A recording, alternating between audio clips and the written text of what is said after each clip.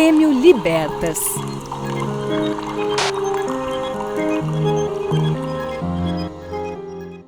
Falar de liberdade é fundamental. E valorizar quem promove a liberdade também é. Então, vamos a 2 prêmios muito importantes aqui, beleza? Em comemoração aos primeiros 10 anos do Fórum da Liberdade, o IE criou lá em 1997 o Prêmio Libertas. Quem vai entregar e falar mais deste prêmio é o presidente do IE. Gabriel, por favor, Gabriel. Tão importante quanto promover os princípios e os valores fundamentais para a geração de prosperidade é também reconhecer pessoas que, através de alguns dos seus feitos, promovem esses mesmos princípios e valores. Em 1997, no seu 10º aniversário, na sua 10ª edição, o Fórum da Liberdade criou e concedeu o primeiro Prêmio Libertas, para destacar um indivíduo que entendemos ser símbolo da livre iniciativa ao longo do ano ou de sua carreira, que respeita o Estado de Direito e é um exemplo para todos aqueles que acreditam que a liberdade é o mais precioso fruto da humanidade. Ao longo dos últimos 24 anos, tivemos a satisfação em entregar o Libertas a pessoas que geraram impacto na defesa da liberdade em diversas áreas de atuação. O nosso agraciado deste ano representa uma combinação bastante incomum de encontrarmos no Brasil. Um empreendedor que, através dos seus negócios, gera valor para seus stakeholders e que poderia, se assim desejasse, seguir a fazer isso e focar os seus esforços para superar as amarras que o Estado impõe aos empreendedores. Mas ele decidiu fazer um pouquinho mais do que isso. Ele não abdicou do seu papel também como cidadão e resolveu contribuir para a melhoria institucional do Brasil, criando uma ferramenta muito simples para que os brasileiros pudessem consultar, em não mais do que alguns cliques, quais são os políticos que votam por reformas para melhorar o país, que usam dos impostos com parcimônia e que são ficha limpa, e quais aqueles que não são. Ele fez um ranking. Em um país onde facilmente as autoridades podem emitir decisões ou vociferar em público contra os cidadãos, o Prêmio Libertas de 2022 teve a coragem de manter seu site em pleno funcionamento e ajudando os cidadãos a separar os bons dos maus políticos, mesmo correndo o risco de ser perseguido por emitir suas opiniões em mídias sociais. Por essa coragem, o Prêmio Libertas de 2022 vai para Alexandre Ostrowiecki, CEO da Multilaser, OPM pela Harvard University e fundador do ranking dos políticos. Vem para cá, Alexandre.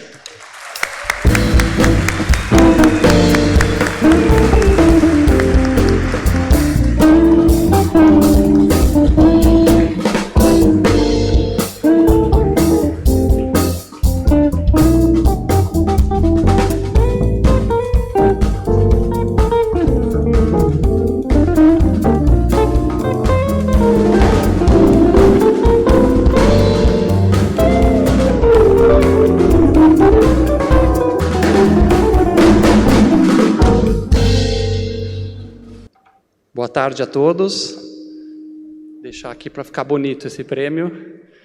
Agradeço a todos os membros do IEE, todos os apoiadores, por eu ter a honra de estar aqui nesse momento.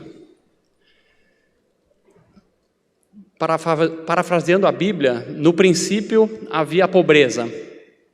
A gente às vezes não se dá conta de que o mundo sempre foi, ao longo dos milênios, miseravelmente pobre. Na Idade Média, era esperado que um camponês, ao longo de toda a sua vida, teria 2, 3 mudas de roupa para usar. Expectativa de vida baixa, 40 e poucos anos, era o que se esperava viver no planeta Terra. Mesmo os reis não escapavam da mortalidade infantil. Consta que o rei Eduardo da Inglaterra, de cerca de 15 filhos, metade morreu na infância. Uma coisa que seria impensável hoje em dia. Sempre nos acompanhou durante milênios a fome, a doença e a pobreza. E fica a pergunta, o que causa a pobreza? É o que a gente sempre escuta nas mídias. E a verdade é que essa é a pergunta errada, pessoal. Nada causa a pobreza.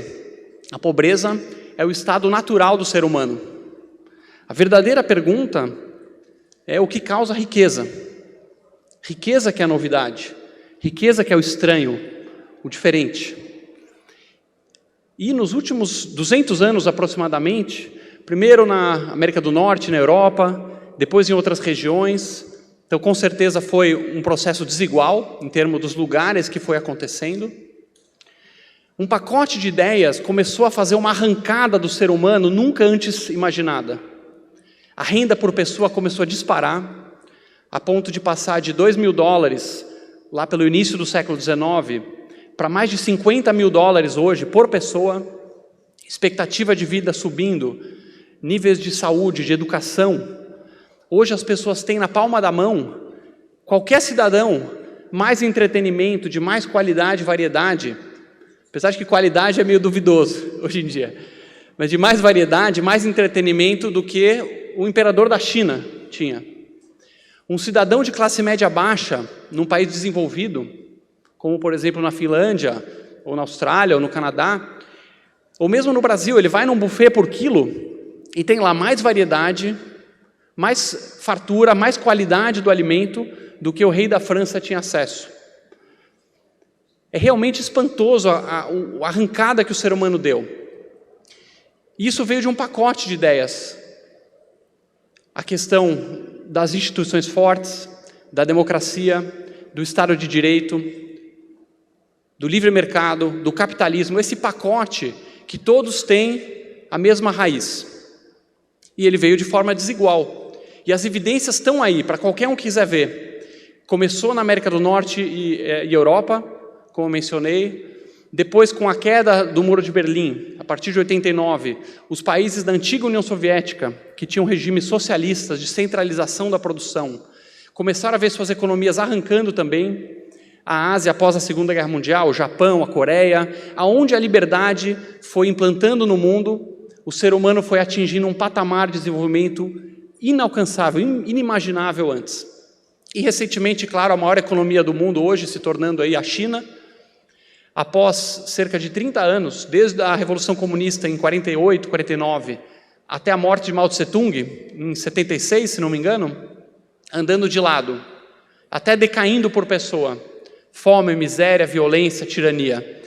E após a morte do ditador comunista chinês, com a vinda da nova liderança, quem lembra aqui Deng Xiaoping, com a sua frase, enriquecer é glorioso, mesmo a China implantou em parte esse pacote de ideias e começou a ter uma arrancada de prosperidade incrível. A raiz de todo esse crescimento que está por trás da democracia, das instituições livres, do capitalismo, é a liberdade. A liberdade é a fonte da qual todas essas revoluções bebem.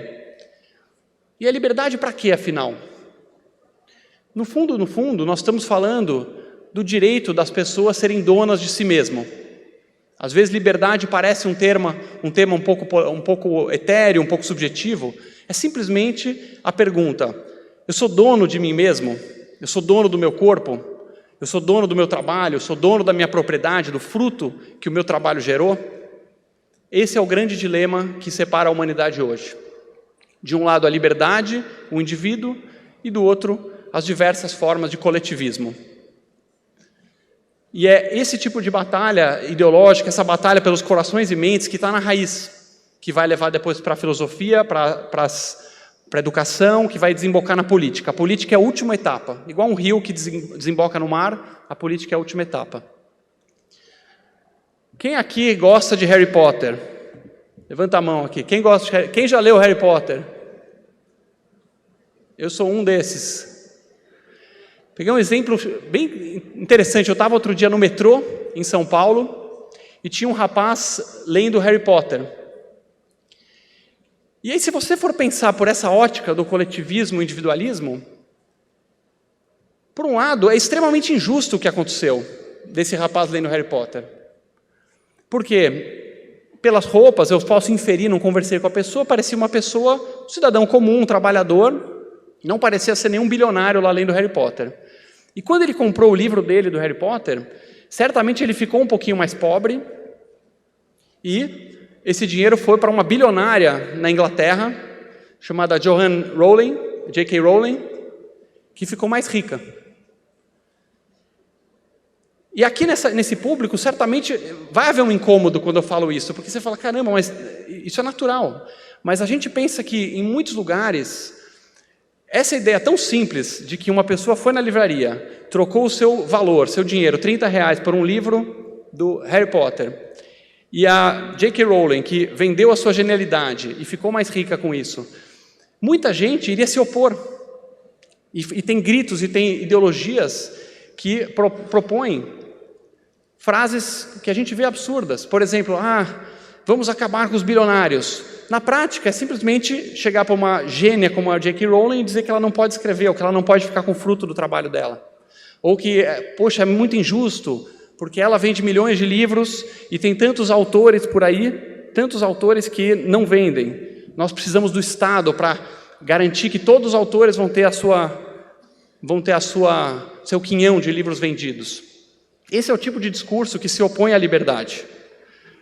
Por quê? Porque esses discursos se ancoram numa falácia, uma mentira muito repetida e que a gente vê nos discursos dos coletivistas e que é preciso compreender para poder desmontar e poder fazer o bom debate. É a falácia da riqueza fixa. Em inglês o pessoal chama de lump sum fallacy, a falácia da pilha de grana. Como se existisse no mundo uma pilha de riqueza fixa que está lá, os bens estão lá, os livros do Harry Potter estão lá, os carros, os iPhones, está tudo lá fixo. E a única coisa importante é como dividir. Esse é o tema mais importante da política.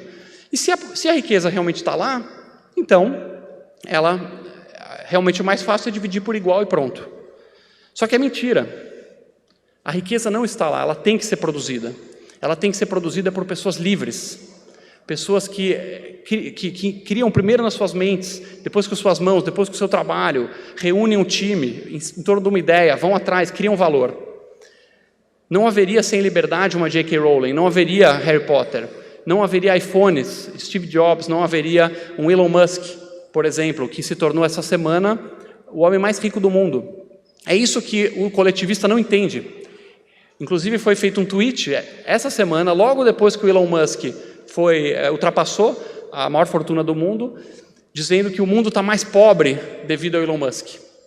Porque a pessoa não entende a lógica da produção, de que cada dólar que ele recebeu é porque ele criou valor. Ele criou os carros maravilhosos que as pessoas querem comprar e que limpam as nossas cidades, os foguetes que custam 1/10 do preço de um foguete anterior, feito pelas estatais de foguete.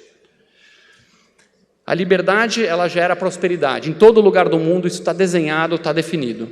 E o coletivismo, ele desemboca, como a gente viu aqui no painel anterior, em ditaduras miseráveis.